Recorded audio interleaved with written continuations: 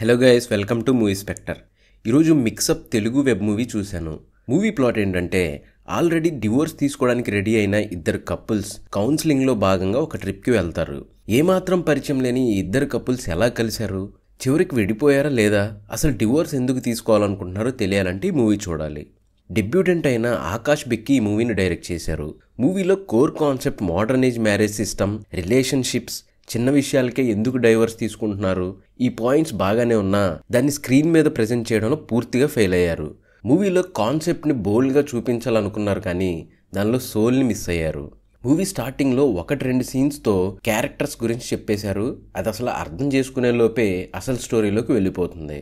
Proper introduction కానీ characters establishment కానీ లేవు. ఇంకొకటి ఎడిటింగ్. అసలు సీన్ టు సీన్ ట్రాన్సిషన్ కరెక్ట్గా లేదు. ఏదో ఒక సీన్ నుంచి ఇంకో సీన్కి జంప్ అవుతూ ఉంటుంది. మూవీ 1 hour 22 minutes ఉన్నా ఎంటర్టైన్ చేయడంలో పూర్తిగా ఫెయిల్ అయింది.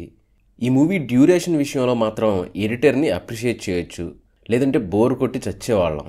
మూవీలో 2 songs ఉన్నాయి, 2 బాలేదు. మూవీలో లీడ్ యాక్టర్స్కి అంకుల్ ఆంటీ క్యారెక్టర్స్ ఉంటాయి. అసలు అవి ఎందుకు వస్తాయో అర్థం కాలేదు. ఆ క్యారెక్టర్స్ వల్ల స్టోరీకి ఎలాంటి యూజ్ లేదు. ఈ మూవీ ట్రైలర్ చూసినప్పుడు నాకు మిస్ మ్యాచ్ అనే బెంగాలీ సిరీస్ గుర్తొచ్చింది. మూవీ చూశాకైతే క్లారిటీ వచ్చేసింది.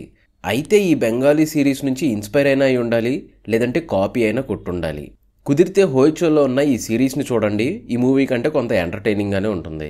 పర్ఫార్మెన్సెస్ గురించి మాట్లాడుకుంటే ఇద్దరు కపుల్స్ ఆదర్శ్ అక్షరగౌడ, కమల్ కామరాజు అండ్ పూజ జావేరి వాళ్ళ రోల్స్లో ఓకే అనిపించారు.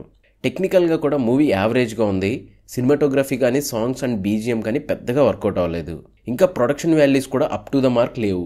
ఎడిటింగ్ వర్క్ నేను ఆల్రెడీ చెప్పినట్టు యావరేజ్గా ఉంది.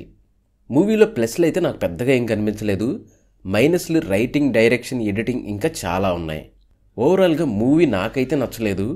ఓటీటీనే కదా, పైగా 1 hour 22 minutes కదా, చూస్తామంటే మీ ఇష్టం. మూవీ అయితే ఆహాలో స్ట్రీమింగ్ అవుతుంది. అలాగే ఏ రేటెడ్ కాబట్టి ఇండివిజువల్గా చూడడం బెటర్.